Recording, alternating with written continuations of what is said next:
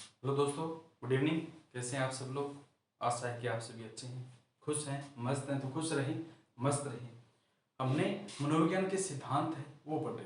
कल हमने क्या लगभग कंप्लीट किए थे। मनोविज्ञान के सिद्धांत है उनके बारे में चर्चा कर ली थी, लेकिन कल की क्लास में आवाज़ नहीं, पहले ध्यान नहीं दिया था, बाद में देखा था। तो कल की क्लास थी, उसमें आवाज़ नहीं आई थी। इसके कारण के दोबारा से वो चीज़ क्या रिपीट कर रही है। हमने मनोवैज्ञानिक के बाल विकास का जो टॉपिक है उसके अंदर अगर हम बात करें तो हमने उनकी विभिन्न प्रकार के सिद्धांत हैं उनके बारे में चर्चा कर रहे थे। तो हमने सर्वप्रथम देखा था मनोविश्लेषणात्मक सिद्धांत है, सिगमुंड फ्राइड है। मनोलैंगिक विकास सिद्धांत है, सिगमुंड फ्राइड है। सामाजिक विकास का सिद्धांत है, एरिक्सन है। और इसके बाद हमने देखा था अगर सामाजिकता के बारे में, विकास के बारे में चर्चा करते हैं वो अपने कौन से आते हैं, वाइगोत्स्की है। इसके बाद नैतिक विकास का सिद्धांत है। नैतिक विकास के सिद्धांत के बारे में हमने चर्चा की थी। जो नैतिकता के बारे में बताते हैं लॉरेंस कोलबर्ग है, यानी नैतिक विकास का सिद्धांत है किसके द्वारा दिया गया था, लॉरेंस कोलबर्ग है। तो ये हमने मुख्य रूप से चर्चा कर ली थी। अब 2-3 सिद्धांत रह गए, वो हमने वैसे तो कल कंप्लीट किए थे, लेकिन कल की क्लास में आवाज नहीं थी, इसलिए दोबारा से बात करते हैं। तो एक आता है जीन प्याजे का संज्ञानात्मक विकास सिद्धांत है। जीन प्याजे के द्वारा प्रस्तुत किया गया संज्ञानात्मक विकास का सिद्धांत है। एक आता है भाषा विकास का सिद्धांत है, यानी नोम चोम्स्की है वो भाषा के बारे में बताते हैं, इसलिए इसे भाषाई विकास का सिद्धांत के नाम से जानते हैं। एक आता है सामाजिक सावेगिकता का सिद्धांत है, जिसकी बात करते हैं ब्रोनफिंगर। यूरी ब्रोनफिंगर के द्वारा इनके द्वारा बताया गया घटक मंडल के माध्यम से इन्होंने क्या है विकास के बारे में चर्चा की, यानी बाह्य मंडल होगा, अंतस्थ मंडल होता है, घटक मंडल होता है। ठीक है, इस प्रकार इन्होंने चर्चा की है। तो सर्वप्रथम हम चर्चा करते हैं जीन प्याजे का संज्ञानात्मक विकास का सिद्धांत है। तो जीन प्याजे हैं वो अपना सिद्धांत बताते हैं। इस सिद्धांत का नाम क्या है, संज्ञानात्मक विकास का सिद्धांत है। इसके बारे में अगर चर्चा करते हैं तो सर्वप्रथम संज्ञान के बारे में, सर्वप्रथम संज्ञानात्मक विकास सिद्धांत के बारे में क्रमबद्ध व वैज्ञानिक जो आइडिया था, विचार थे, वो जीन प्याजे के द्वारा प्रस्तुत किए गए थे। ये स्विट्जरलैंड के प्रमुख मनोवैज्ञानिक है। स्विट्जरलैंड के क्या है, प्रमुख मनोवैज्ञानिक है। इनके द्वारा संज्ञान के बारे में सर्वप्रथम बताया गया था, इसलिए जीन प्याजे को संज्ञानात्मक विकास का संज्ञानात्मक अगर सिद्धांत है उनका जनक माना जाता है। इसकी अगर बात करते हैं संज्ञान जो है, संज्ञान जो क्या है, ये जीन प्याजे है, उस संज्ञान के बारे में क्या बात, संज्ञान के बारे में जीन प्याजे बनाना चाहते हैं कि संज्ञान जो है वो प्राणी का एक स्थिर कोई घटक मंडल है, प्राणी का स्थिर और व्यापक ज्ञान है, घटक मंडल है, जिसे वह वातावरण या बाहरी उद्दीपक के माध्यम से क्या जागृत करता है। यानी संज्ञान वह व्यक्ति की घटक मंडल या व्यापक या स्थायी वस्तु है जिसे वह बाहरी अपना जो बाहरी वातावरण है, उद्दीपक या बाह्य जगत है, उसके माध्यम से क्या है ज्ञात करता है। तो संज्ञान के बारे में सर्वप्रथम स्विट्जरलैंड के मूल निवासी थे, इनके द्वारा सर्वप्रथम बताया गया था। इनका नाम क्या था, जीन प्याजे था। और इन्होंने जो सिद्धांत दिया था इसमें इन्हीं के द्वारा बताया गया था कि व्यक्ति जो होता है वो अपने परिवेश वातावरण से जो व्यापक व स्थायी ज्ञान पड़ता है, स्थायी ज्ञान प्राप्त करता है, उसे संज्ञान कहा जाता है। उसे क्या कहते हैं, संज्ञान कहा जाता है। इसमें यह बात करते हैं कि कोई जो व्यक्ति है संज्ञान प्राप्त करता है, कोई व्यक्ति है जिसके द्वारा संज्ञान यानी ज्ञान प्राप्त किया जाएगा, वह कल्पना के माध्यम से करता है, यानी विभिन्न प्रकार की कल्पना करता है, चिंतन करता है, कल्पना करेगा, चिंतन करता है, अवधान करता है, समरण करता है, और कोई भी चीज है उसकी समस्या का समाधान कर प्रत्यक्ष या अप्रत्यक्ष माध्यम से क्या है एक रिजल्ट पर पहुंचता है। तो जीन प्याजे क्या बताते हैं, संज्ञानात्मक विकास सिद्धांत में कोई जो व्यक्ति होता है संज्ञान के अंतर्गत वह किसी भी चीज को लेकर सर्वप्रथम अवधान करेगा, यानी किसी भी कोई समस्या उसके सामने आ गई तो उसके तरफ देखेगा, यानी ध्यान करेगा, फिर उसके बारे में कल्पना करता है, चिंतन करता है, समरण करता है, और विभिन्न प्रकार का निरीक्षण करता है, और फिर उस समस्या को छोटे छोटे टुकड़ों में बांटता है, यानी वर्गीकरण करता है, और अंत में समस्या का समाधान ढूंढता है। प्रत्यक्षीकरण या अप्रत्यक्षीकरण के माध्यम से क्या है उस समस्या का एक नतीजा बताता है। और जो क्रियाएं जो ये होती है, यानी कल्पना करना है, चिंतन करना है, समस्या का समाधान करना, ये एक दूसरे से क्या है अंतर संबंधित होती है, एक दूसरे से क्या है इंटरलेट होती है। तो इस प्रकार संज्ञान के माध्यम से बताना चाहते हैं कि जो मानव है वो किसी भी समस्या का समाधान करने के लिए संज्ञान की जो वस्तुएं या जो क्रियाएं प्रयोग में लेते हैं वो सारी क्रियाएं एक दूसरे से क्या होती है अंतर संबंधित होती है, एक दूसरे से संबंधित होती है। इसलिए अगर हम बात करते हैं संज्ञानात्मक विकास सिद्धांत के बारे में, जीन पियाजे हैं उनके द्वारा चर्चा की गई थी, संज्ञान के बारे में बताया गया था। तो इनके साथ चर्चा करते करते इस सिद्धांत का दूसरा नाम क्या निकलता है, विकास का सिद्धांत है, यानी विकासात्मक सिद्धांत किसे कहा जाता है, जीन पियाजे के द्वारा प्रस्तुत जो संज्ञानात्मक सिद्धांत था उसे विकासात्मक सिद्धांत के नाम से भी जानते हैं। तो इसके द्वारा दूसरा नाम भी निकल कर आता है, क्योंकि यह जो जीन पियाजे हैं ये बालक के विकास के बारे में विभिन्न वर्गों के माध्यम से समस्याओं का समाधान लाते हैं, और समस्याएं जब समाधान की ओर अग्रसर होती है तो इसमें बालक है अपने बुद्धि तर्क के अनुसार जिस प्रकार क्रमबद्ध तरीके से किसी भी समस्या का समाधान करता है तो वह कुछ न कुछ सीखता जाता है, यानी उसका विकास होता जाता है। इसलिए इस सिद्धांत का दूसरा नाम निकलता है विकासात्मक मनोविज्ञान का सिद्धांत है, जिसके प्रतिपादक कौन से हैं, जीन पियाजे हैं। इस सिद्धांत के अंदर अगर बात करते हैं, जो जीन पियाजे हैं ये बताते हैं कि इस सिद्धांत के अंदर कोई भी जो बालक होता है उसका गर्भावस्था से वृद्धावस्था तक के विकास क्रम का जो क्या है निर्णय है वो किया जाता है। जब बालक गर्भ अवस्था में होता है और जब तक क्या है कोई जो बालक होता है वह वृद्ध नहीं हो जाता है तब तक उसके विकास क्रम का अध्ययन किया जाता है। तो बाल विकास के अंदर ये अपने इस सिद्धांत में क्या बताना चाहते हैं, जीन पियाजे कहते हैं कि कोई जो बालक होता है वह जब गर्भ से स्टार्ट होता है, गर्भ से एक शिशु बनना स्टार्ट होता है और एक जब तक एक वृद्ध आदमी बन जाता है तब तक उसके विकास की अवस्थाओं के बारे में क्या है इसमें अध्ययन किया जाता है। तो जीन पियाजे के द्वारा संज्ञानात्मक विकास सिद्धांत के अंतर्गत कितनी अवस्थाएं हैं, 4 अवस्थाएं बताई गई, यानी अपने संज्ञानात्मक विकास सिद्धांत के अंदर कोई भी बालक होता है उसका विकास होता है, विकास को लेकर जीन पियाजे के द्वारा 4 अवस्थाएं बताई गई थी। पहली अवस्था की अगर हम बात करते हैं तो उन्होंने बताया था इस अवस्था को संवेदी पेशीय अवस्था है, संवेदी पेशीय अवस्था है, यानी 0 से 2 वर्ष की जब आयु होती है, कोई जो बालक होता है वह जब 0 से 2 वर्ष का होता है तो उसे किस अवस्था के नाम से जाना जाता है, इसे संवेदी पेशीय अवस्था कहा जाता है, या दूसरा इसे इंद्रिय जनित अवस्था के नाम से जानते हैं। क्या है, संवेदी पेशीय अवस्था है, या दूसरा इसका नाम क्या आता है, इंद्रिय जनित अवस्था है।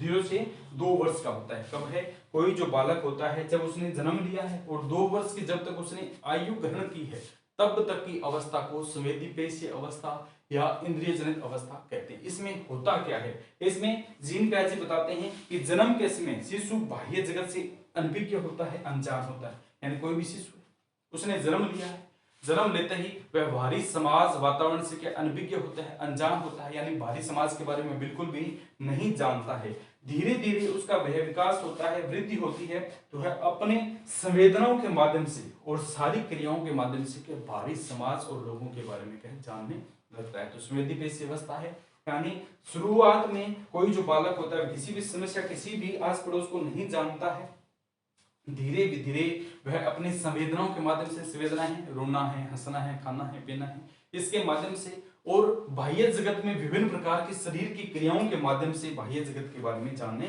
लगता है। तो वह बाहरी जो वस्तु में होती है, इस अवस्था में 0 से 2 वर्ष का जो बालक होता है इस अवस्था में वह बाहरी चीजों को किस प्रकार अनुभव करेगा, किस प्रकार के है अनुभव करता है, तो वह बाहरी चीजों को सुनकर है, देख कर है, स्पर्श कर है, और विभिन्न वस्तुओं को सुनकर, देखकर, स्पर्श कर, गंध के माध्यम से और स्वाद के माध्यम से बाहरी जो चीजें हैं उनके बारे में जानने लगता है इस अवस्था में। इसमें अवस्था की अगर बात करते हैं तो संवेदी पेशीय अवस्था है, 0 से 2 वर्ष का बालक है। इसमें क्या है, बालक छोटे छोटे शब्दों का वर्णन करना सीखता है, छोटे छोटे शब्द बोलने लगता है, माँ है, पापा है, भाई है, छोटे छोटे क्या ऐसे रिपीट करेगा, यानी जैसे जैसे हम बोलते हैं अपने पीछे रिपीट करता है। इसमें अगर बात करते हैं तो इसमें जो ये वस्तु का अगर हम बात करते हैं 0 से 2 वर्ष का बालक है तो इसमें वस्तु संयोजन का अभाव पाया जाता है, यानी इस अवस्था में बालक है वो क्या वस्तुओं को इकट्ठा नहीं करता है।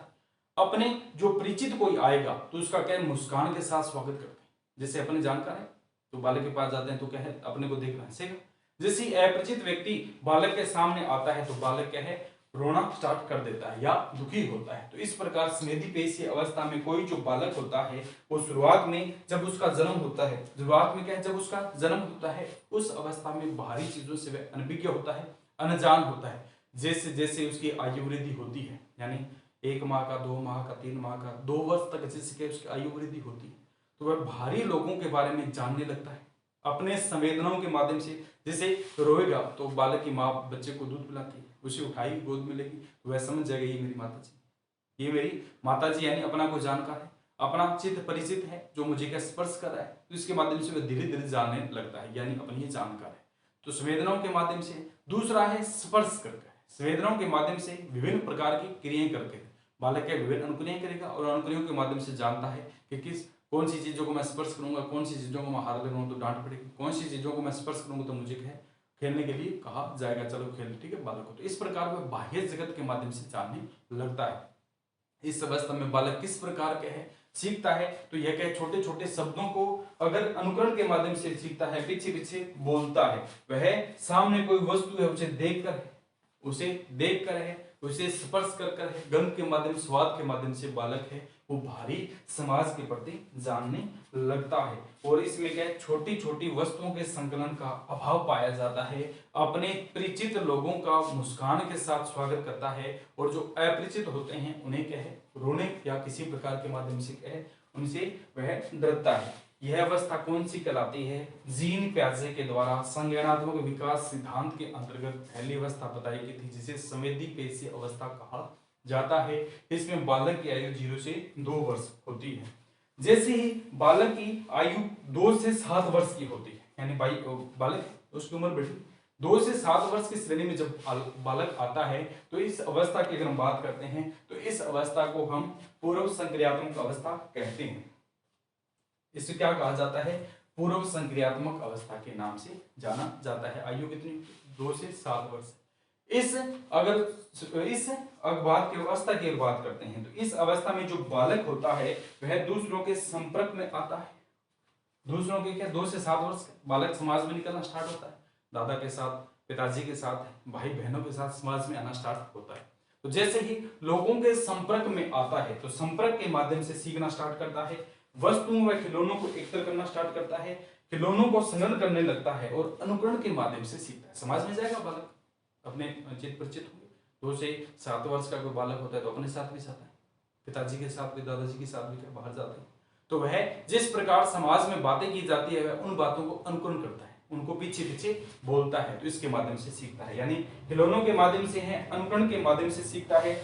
और इसी अवस्था की अगर बात करते हैं, इसी आयु में बालक जो है धीरे धीरे विभिन्न प्रकार के अनुकरणात्मक सिद्धांत संबंधित क्या बातें सीख जाता है। यानी कई बार हम कई बातें बालक को नहीं बताते हैं, फिर भी क्या है वह अपने माध्यम से सीख जाता है। इस अवस्था में 2 से 7 वर्ष का जो बालक होता है वह लिखना स्टार्ट कर देता है, लाइनें टेढ़ी मेढ़ी खींचेगा, पहाड़ी है, गिनतियां हैं, उनको स्टार्ट करते हैं। लिखना, पढ़ना, धीरे धीरे बातों को समझना, अंतर करना सीख जाता है। क्रम से वस्तुओं को अगर हम बात करते हैं, क्रम से रखेगा, वस्तुओं में अंतर करना सीख जाता है। कौन सी कोई वस्तु है हमें बताएगा ये रेड कलर है, ये येलो कलर है, तो इस प्रकार के वस्तुओं में और रंगों में अंतर करना सीख जाता है। प्रश्न पूछने पर प्रश्न बताता है, माता पिता के द्वारा किसी प्रकार की जो बात पूछी जाती है तो उनके द्वारा उन बातों का क्या है उत्तर देता है। तो ये हमारी अवस्था कौन सी कहलाती है, 2 से 7 वर्ष की अवस्था है। इस अवस्था को पूर्व संक्रियात्मक अवस्था कहा जाता है। इस अवस्था में जो बालक होता है वह अतार्किक होता है, यानी चिंतन नहीं करता। बालक है उसके सामने कुछ चीज होगी तो वो देख करके थोड़ा बहुत बता देगा, लेकिन तर्क वितर्क नहीं करता है। अतार्किक चिंतन की अवस्था होती है। कौन सी अवस्था है, इस अवस्था को अतार्किक चिंतन की अवस्था कहते हैं। 2 से 7 वर्ष। कई बार देखा होगा कि छोटे छोटे 2 से 7 वर्ष के जो बालक होते हैं वो उनके सामने क्या है कोई वस्तुएं पड़ी है, निर्जीव वस्तुएं पड़ी है, जैसे कुत्ते का कोई खिलौना है, बिल्ली का खिलौना है, तो इस प्रकार जो खिलौने उसके सामने पड़ी है वह उनसे बात करता है। जिस प्रकार कुत्ता बिहेवियर करता है वह उनके साथ क्या है व्यवहार करता है, वो सोचता है कि यह क्या है सजीव है। तो इस अवस्था को जीववाद कहा जाता है। इसको क्या कहा जाता है, जीववाद अवस्था के नाम से जाना जाता है। प्रश्न पूछ लिया जाए कौन सी अवस्था को जीववाद की अवस्था कहा जाता है, पूर्व संक्रियात्मक अवस्था है, यानी 2 से 7 वर्ष की अवस्था होती है। इस अवस्था में जो क्या होती है प्रतीकात्मक सोच पाई जाती है। बालक जो होता है उसके सामने प्रतीक के रूप में जो जो चीजें होती हैं उनको देखकर वह अनुकरण करता है, उनसे सीखता है, तो प्रतीकात्मक सोच पाई जाती है। इस अवस्था को उलट पुलट की अवस्था कहा जाता है, यानी उत्क्रमणशीलता की अवस्था कहते हैं। क्यों कहा जाता है, क्योंकि इस अवस्था में बालक है वो कभी कुछ व्यवहार करेगा, कभी कुछ करेगा, पलट जाएगा, ठीक है, अपने बातों से, अपने किसी प्रकार की क्रियाकलापों से क्या पलट जाता है, इसलिए इसे उत्क्रमणशील की अवस्था कहा जाता है। और इस अवस्था में बालक स्वार्थी व सब केंद्रित होता है, अपने आप से मतलब रखेगा। पढ़ा था 2 से 7 वर्ष का जो बालक होता है इस अवस्था में जो बाल्यावस्था होती है उसमें केवल अपने आप से मतलब होता है, यानी स्वार्थी व सब केंद्रित होता है, यानी शेष अवस्था जो होती है इसके बाद तीसरी अवस्था आती है स्थूल या मूर्त संक्रियात्मक अवस्था है। स्थूल या मूर्त संक्रियात्मक अवस्था है, ये कौन सी आती है? 7 से लेकर 12 वर्ष का जो बालक होता है, इस अवस्था को जीन पियाजे के द्वारा मूर्त अवस्था या स्थूल संक्रियात्मक अवस्था कहा गया है। इस अवस्था में बालक के द्वारा क्या है? तार्किक चिंतन करना स्टार्ट कर दिया जाता है। यानी बालक को कोई बात कहेंगे तो वो सीधा डायरेक्ट नहीं मानता है। हम कहेंगे बिल्ली है तो पूछेगा बिल्ली थोड़ी कुत्ता है, यानी तर्क वितर्क करने लग जाता है। तो तार्किक चिंतन की अवस्था कौन सी कहलाती है? स्थूल संक्रियात्मक अवस्था कहलाती है। बालक का चिंतन केवल इस अवस्था में मूर्त वस्तुओं को देख कर प्रतीत होता है, यानी उसके सामने जो मूर्त वस्तुएं हैं केवल उनसे संबंधित बातचीत करेगा। उसके सामने जो बातें जो मूर्त रूप से दिखाई दे रही है वो उनके बारे में बताएगा कि ये है, ठीक है। तो मूर्त वस्तु संबंधित क्या तार्किक चिंतन हो जाता है। दो जो वस्तुएं हैं उनमें अंतर करना सीख जाता है, तुलना करना सीख जाता है। जैसे यह वर्त है, यह त्रिभुज है, इस प्रकार के जो अंतर है, आकृतियों में अंतर है, विभिन्न प्रकार के जो सामंजस्य उनमें अंतर करना सीख जाता है। और इसकी अगर हम बात करते हैं, इस अवस्था में बालक समानता व असमानता है, कोई चीजें समान होगी तो उनको एक तरफ जचा ले, असमान होगी तो उनको एक तरफ जचाता है। उचित व अनुचित के बारे में बताने लगता है कि ये बात उचित है, ये बात अनुचित है। तो कौन सी अवस्था है? स्थूल या मूर्त संक्रियात्मक अवस्था है, ठीक है। इस अवस्था की हम बात करते हैं तो इस अवस्था में बालक दिन है, तारीख है, समय है, महीना है, इनके बारे में एक्चुअल समय से एक्चुअल तरीके से जानने लगता है। यानी समय है, तारीख है, दिन है, महीना, इनके बारे में जानने लगता है। इस अवस्था में बालक का भाषा व संप्रेक्षण संबंधित विकास हो जाता है। यानी भाषा है, शब्द है, कुछ शब्दों को वह क्या याद कर लेता है, कुछ शब्दों के माध्यम क्या है वो बातचीत करता है, उनको संप्रेक्षण की योग्यता का विकास हो जाता है। इस अवस्था की बात करते हैं तो इस अवस्था में बालक में भाषा व संप्रेक्षण संबंधित योग्यताएं कैसे बढ़ जाती है, पाई जाती है। इसके बाद जीन पियाजे के द्वारा चौथी अवस्था बताई गई है औपचारिक संक्रियात्मक अवस्था है। औपचारिक संक्रियात्मक अवस्था है यानी बालक की उम्र 12 वर्ष के बाद हो जाती है। जब बालक की उम्र कितनी हो जाती है? 12 है। उसके बाद की अवस्था जब आती है तो इस अवस्था को इसके द्वारा औपचारिक संक्रियात्मक अवस्था कहा जाता है। इस अवस्था में जो बालक होता है वो मूर्त चिंतन के अलावा अमूर्त वस्तुओं के बारे में चिंतन करने लगता है, यानी जो वस्तु उसके सामने नहीं उनके बारे में भी क्या बालक बताने लगता है, सोचने लगता है। तो अमूर्त चिंतन की अवस्था कहा जाता है। इस अवस्था की हम बात करते हैं तो इस अवस्था में परिकल्पनात्मक चिंतन पाया जाता है, यानी व्यक्ति किसी चीज के बारे में परिकल्पना पहले से करता है, यानी सोच लेता है उसको कहा है हम वहां चलेंगे, नेपाल चलेंगे, हम श्रीलंका चलेंगे, तो पहली परिकल्पना करता है और चिंतन करने लगता है कि वहां पर उस प्रकार का वातावरण होगा, उस प्रकार का परिवेश होगा, ठीक है। तो ये कौन सी अवस्था होती है? चौथी अवस्था है, जीन पियाजे के द्वारा बताई गई है। इस अवस्था को औपचारिक संक्रियात्मक अवस्था कहा जाता है।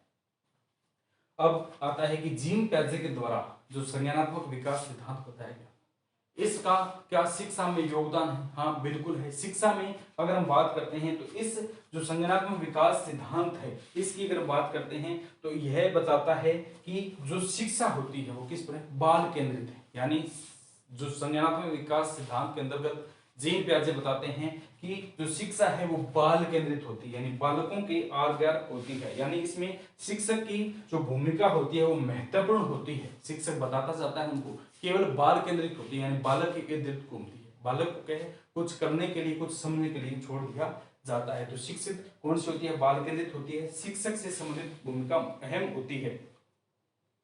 जीन पियाजे के द्वारा जो बालक होता है वो आस परिवेश में क्या सीखता है? वो शिक्षा के माध्यम से सीखता है। आंतरिक या बाहरी वातावरण में कुछ भी सीखेगा तो उसका शिक्षा के माध्यम से इसी जो अपने जीव विज्ञान की एक स्कीमा होता है, जीव विज्ञान का एक शब्द है, उसके अनुरूप क्या सीखता है। यानी समय परिस्थिति के अनुसार जिस वातावरण में होगा, जिस परिवेश में होगा, वहां से कुछ न कुछ क्या सीखता जाता है। तो इस प्रकार जीन पियाजे ने कहा है कि बालक आत्मीकरण है, समझन है, संतुलीकरण और स्कीमा जैसे नवीनतम बातों को जानने लगता है। इसी के यानी संज्ञान में उसके अंदर संज्ञान आएगा, संज्ञान आएगा तो अवधान करेगा, संपत्ति बनाएगा, विश्लेषण करेगा, निरीक्षण करेगा, समस्या का समाधान करेगा। तो इस प्रकार के विभिन्न प्रकार का उसे संतुलन पाया जाता है। उसमें आत्मीकरण की भावना पाई जाती है, उसमें समझीकरण की भावना पाई जाती है। तो इस प्रकार के है शिक्षा में भी संवेगात्मक जो संज्ञानात्मक विकास सिद्धांत है ये बहुत महत्वपूर्ण है। अब स्कीमा जो शब्द है, स्कीमा का वास्तविक अर्थ क्या होता है? स्कीमा की अगर हम बात करते हैं तो इसका वास्तविक अर्थ क्या होता है? संपूर्ण ज्ञान है, यानी बालक जो क्या है ज्ञान अर्जित करता है, यानी वातावरण से करेगा। समाज में जब 0 से 2 वर्ष की आयु में आता है तो समाज के बारे में बिल्कुल नहीं जानता है, लेकिन धीरे धीरे उसकी आयु वृद्धि होती है, धीरे धीरे क्या है उसकी आयु जो बढ़ती है, तो आयु वृद्धि के साथ ही क्या है वह समाज के बारे में जानने लगता है, प्रत्यक्ष के माध्यम से या अप्रत्यक्ष के माध्यम से क्या समाज के बारे में जानने लगता है। तो उसके द्वारा जो अर्जित गुण होते हैं, उनके द्वारा जो अर्जित क्या ज्ञान होता है, उसके द्वारा अर्जित ज्ञान है या अर्जित गुण है, उसे क्या कहा जाता है, संपूर्ण बालक के द्वारा संपूर्ण अर्जित ज्ञान या संपूर्ण अर्जित गुण क्या कहलाता है, स्कीमा का कहा जाता है। इसे किस नाम से जानते हैं, स्कीमा के नाम से जानते हैं। अब हम चर्चा करते हैं जॉन ब्रोनफेलर, ठीक है, यूरी ब्रोनफेलर के द्वारा एक सिद्धांत दिया गया था जिसका नाम है सामाजिक सामाजिक विकास का सिद्धांत है, यानी सामाजिक सांवेगिक विकास का सिद्धांत है। कौन से है, यूरी ब्रोनफेलर है, इनके द्वारा यह सिद्धांत दिया गया था। तो इसमें इन्होंने एक डायग्राम बनाया था, यानी सर्कल बनाया था। इसमें क्या विभिन्न प्रकार के मंडल बताए थे, यानी बालक किस परिवेश में होता है, उस परिवेश में क्या क्या बातें सीखता है। तो इसके माध्यम से क्या है यूरी ब्रोनफेलर के द्वारा सिद्धांत प्रतिपादन किया गया था, जिसका नाम कौन सा था, सामाजिक सांवेगिक विकास का सिद्धांत है, या इसे पारिस्थितिक जन्य सिद्धांत भी कहा जाता है। यानी जिस परिस्थिति में रहता है उस परिस्थिति में बालक किस प्रकार सीखता है। तो इसकी अगर हम बात करते हैं, इन्होंने अवस्थाएं बताई, इसमें कौन कौन सी अवस्थाएं बताई है। तो पहला कौन सा आता है, लघु मंडल होता है, लघु मंडल होता है। इन्होंने इसमें बताया कि बालक के विकास के लिए लघु मंडल बहुत जरूरी है। लघु मंडल की अगर हम बात करते हैं तो इसमें बालक जो होता है वो अपने माता पिता है, पड़ोसी है, दादा दादी है, उनके संपर्क में आता है और वहां से सीखता है। यानी इसमें भी क्या है, यूरी ब्रोनफेलर वो सीखने की बात कर, यानी बाल विकास, बालक का विकास होता है। इसमें विभिन्न मंडलों के माध्यम से बालक के विकास के बारे में चर्चा की है। इन्होंने प्रथम मंडल बताया है जिसका नाम क्या है, इसके द्वारा लघु मंडल बताया गया, यानी छोटा सा मंडल होगा, लघु मंडल है। सर्वप्रथम हम देखते हैं बालक का जन्म होता है तो वह अपने माता पिता के संपर्क में रहता है, तो माता पिता, दादा दादी और उसके आस पड़ोस उनके माध्यम से जो सीखता है उसे क्या कहा जाता है, लघु मंडल है। और यह बालक के विकास के लिए सबसे जरूरी है, सबसे क्या है जरूरी होता है, सबसे इंपॉर्टेंट होता है। इसके बाद दूसरा बात करते हैं मध्य मंडल है। मध्य मंडल है बालक स्कूल से, बालक अगर हम बात करते हैं तो अपने परिवेश से, माता पिता से बाहर निकलता है और स्कूल में लेता है, स्कूल में एडमिशन लेते हैं, तो वहां के माध्यम से जो बालक सीखता है उसे मध्य मंडल कहा जाता है। यानी परिवार है और परिवार के आस पड़ोस में है, यानी अपनी कॉलोनी में थोड़े पड़ोस में रहते हैं लोग, स्कूल में जाएगा, विद्यालय में जाता है, तो वहां से जो बालक सीखता है इस मंडल को मध्य मंडल कहा जाता है। इसमें विभिन्न प्रकार की अनुभूतियों को सीखता है, विभिन्न प्रकार के क्रियाकलापों को सीखता है। तो लघु मंडल में क्या अपने परिवार से सीखता है, केवल माता पिता दादा दादी उनसे सीखता है। जैसे ही थोड़ा बड़ा हुआ तो मध्य मंडल में चला जाता है, यानी स्कूल में एडमिशन लेता है, पड़ोसियों के संपर्क में आता है, तो वहां से सीखता है। इसके बाद में क्या है, बाह्य मंडल है। इसकी अगर बात करते हैं तो ये बालक के प्रत्यक्ष रूप से किसी प्रकार अनुभव नहीं होता है। जैसे कोई बालक है, उसके पिताजी सर्विस में है, तो सर्विस के क्षेत्र में जहां पर रहते हैं उनसे जो सीखता है। जैसे माता पिता की बात करते हैं, कार्य क्षेत्र है, परिवार की कोई गवर्नमेंट जॉब है, उनकी आर्थिक व्यवसाय है, उनके माध्यम से सीखता है। यानी बालक है वो सीखता है। अपने माता पिता है, माता पिता किसी गवर्नमेंट सर्विस में, तो गवर्नमेंट सर्विस में उसी प्रकार के घर के वातावरण में बात करेंगे और उसी प्रकार के उनसे लोग मिलने के लिए आते हैं। गवर्नमेंट सर्विस में जहां परिवेश में रहते हैं, जिस यूनिवर्सिटी या डिपार्टमेंट में पिताजी या माताजी कार्य कर रहे हैं, वहां पर जाएंगे, साथ में जाए तो वहां से सीखते हैं। तो ये क्या कहा जाता है, बाह्य मंडल है। इसे क्या कहा जाता है, बाह्य मंडल है। इसकी बात की कौन सी आती है, वृत्त मंडल है। इस मंडल में बालक है विभिन्न प्रकार के सांस्कृतिक है, सामाजिक है, सभी प्रकार के आर्थिक समावेशों के माध्यम से सीखता है। तो इसे क्या कहा जाता है, वर्त मंडल के नाम से जानते हैं। इसे क्या कहा जाता है, वर्त मंडल है। इसमें संस्कृति है, समाज है, परिवेश है, भौगोलिक अवस्था है, उनमें जिस प्रकार का वातावरण होगा उन वातावरणों से सीखता है। लास्ट और अंतिम इनके द्वारा बताया गया घटक मंडल है। इसकी अगर हम बात करते हैं, जब कोई बालक है वो सामाजिक या ऐतिहासिक घटनाओं के माध्यम से, कंप्यूटर है, संसार के माध्यम है, इनके माध्यम से सीखता है। यानी हम देखते हैं कि लाल बहादुर शास्त्री का जन्म कब हुआ था, लाला लाजपत राय है, उनकी क्या बातें, तो संसार के माध्यम से, यानी कंप्यूटर है, लैपटॉप है, इनके माध्यम से बालक इतिहास की घटनाओं के बारे में जब सीखता है तो इसे घटक मंडल कहा जाता है। तो ये सिद्धांत इनके द्वारा प्रतिपादित किया था, जिसका नाम है सामाजिक सांवेगिक विकास का सिद्धांत है या परिस्थिति कल्पनात्मक विकास का सिद्धांत है। यूरी ब्रोनफेलर इसके प्रतिपादक है। इन्होंने विभिन्न मंडलों के माध्यम से बाल के विकास के बारे में बताया है। इसके बाद अगर बात करते हैं भाषा विकास का सिद्धांत है, जिसके प्रतिपादक नोम चोम्स्की है। भाषा विकास का सिद्धांत है जिसके प्रतिपादक कौन से, नोम चोम्स्की है। तो नोम चोम्स्की बताते हैं कि बालक क्या है, भाषा सीखता है। नोम चोम्स्की अपने सिद्धांत में क्या बताते हैं कि बालक भाषा सीखता है। बालक है भाषा सीखता है। अपने परिवेश में अगर बात करते हैं, माता पिता के संपर्क में, तो माता पिता से क्या धीरे धीरे कुछ शब्दों का अनुकरण करना सीखता है। फिर परिवेश में जाता है तो सागे साथी संबंधी होते हैं, उनसे कुछ बातों को सीखता है। इस प्रकार के अनुकरण के माध्यम से धीरे धीरे क्या भाषा के 2 शब्द, 4 शब्द, 10 शब्द सीखता है। तो नोम चॉम्स्की के अनुसार बालक ने भाषा ग्रहण करने की जो प्रवृत्ति होती है वो जन्मजात होती है। भाषा ग्रहण करने की जन्मजात प्रवृत्ति बालकों में पाई जाती है। यानी हम बालकों को थोड़ी कहते हैं तो भाषा सीख, वो परिवेश में रहता है, धीरे धीरे शब्दों को बोलना स्टार्ट कर देता है। तो नोम चॉम्स्की कहते हैं कि बालकों में भाषा सीखने की एक जन्मजात अर्जित प्रवृत्ति पाई जाती है, जिसे भाषा अर्जन तंत्र कहा जाता है। जिसे क्या कहा जाता है? भाषा अर्जन तंत्र। यानी बालक अपने आप का है समय और उम्र के अनुसार क्या भाषा को सीखते हैं, जिसे भाषा अर्जन तंत्र कहा जाता है, यानी लैंग्वेज एक्विजिशन डिवाइस के नाम से जाना जाता है। बालक जिस प्रकार की भाषा को सुनता है, जिस प्रकार की क्या भाषा है अपने आस परिवेश में है, जो हम बातें करते हैं, तो बालक जिस प्रकार की भाषा को सुनता है उसकी व्याकरण में अपने आप सीख जाता है। ठीक है, इसलिए इसे क्या कहा जाता है? जनरेटिव थ्योरी के नाम से जानते। यानी बालक है जिस प्रकार की भाषा है, यानी हम इंग्लिश बोले तो बच्चा इंग्लिश सीखता है, हिंदी बोले तो हिंदी, बागड़ी बोलते हैं तो बागड़ी सीखता है। तो बालक जिस प्रकार की हम भाषा सीखते हैं उसी प्रकार सीख जाता है। इसे जनरेटिव ग्रामर थ्योरी के नाम से जाना जाता है। इसे नोम चॉम्स्की ने क्या बताया? जनरेटिव ग्रामर थ्योरी है। यानी जिस प्रकार की भाषा हम जनरेट करते हैं उसी प्रकार से क्या है बालक सीख जाता है। इसे भाषा जनरेटिव थ्योरी के नाम से जाना जाता है। तो नोम चॉम्स्की के द्वारा कौन सा सिद्धांत दिया गया था? भाषा संबंधी सिद्धांत है। यानी भाषा का सिद्धांत किसके प्रतिपादक कौन है? नोम चॉम्स्की है। ये इसके बारे में बताते हैं। अब हम बात करते हैं कि बालक का जो विकास होता है उसके आधार क्या है। तो बाल विकास के सिद्धांत कंप्लीट हो गए। इसमें एक पॉइंट थोड़ा सा रह गया है कि बाल विकास के आधार क्या क्या है। यानी बालक का विकास होता है, उसका कुछ बेसिक स्ट्रक्चर तो होता है, उस बेसिक स्ट्रक्चर में कौन कौन से पॉइंट आते हैं। तो पहले अगर हम बात करते हैं तो इसमें आता है संवेदना है। कौन सी आती है? संवेदना है। हम चर्चा जब करते हैं बाल विकास के बारे में तो इसमें क्या है, हम देखते हैं कि बालक सीखता है। बालक क्या है? विकास तभी होगा जब वह कुछ न कुछ बातें सीखता है। तो है इसके आधारभूत ढांचा क्या है, कौन कौन सी बातों से सीखता है। पहले अगर हम बात करते हैं बालक क्या है? संवेदना है। बालक क्या है? संवेदना है। इसी प्रकार का जो बालक होगा वह संवेदना प्रकट करता है, रोता है, खुश होता है या गुस्सा होता है तो आंख ऐसे इधर उधर करेगा। तो विभिन्न प्रकार की संवेदनाएं प्रकट करता है। तो जब बालक के सामने कोई चीज नीचे गिरती है, बालक के सामने क्या है, कोई चीज नीचे गिरती है, उसकी तेज आवाज आती है, तो बालक उस तेज आवाज को सुनकर चौंक जाता है, उत्तेजित हो जाता है। बालक क्या है? उस तेज आवाज को सुनता है, जैसे सुनता तो इसे यादेगा, इससे क्या डरेगा। यानी उस तेज आवाज को सुनकर वह डर जाता है, उत्तेजित हो जाता है, चौंक जाता है। इसे संवेदना कहते हैं। इसे क्या कहा जाता है?